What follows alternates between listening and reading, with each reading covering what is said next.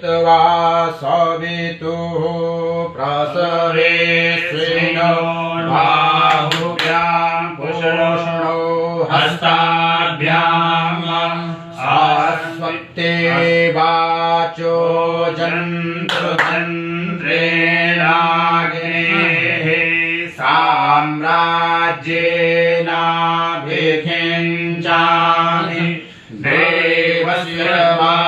सवितुः प्रसवेश्विनोर्बाहुभ्यां पूषणो हस्ताभ्याम् अश्विनोर्वेखजेन तेजसे ब्रह्मवर्चसायाभिषिञ्चामि सरस्वत्यै वेखजेन वीर्यायान्नाद्याय भिषिञ्चामीन्द्रियेण बलाय श्रिये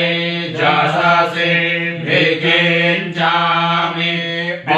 विश्वानि देव सवितद्दुरितानि पराशुभ जलभद्रा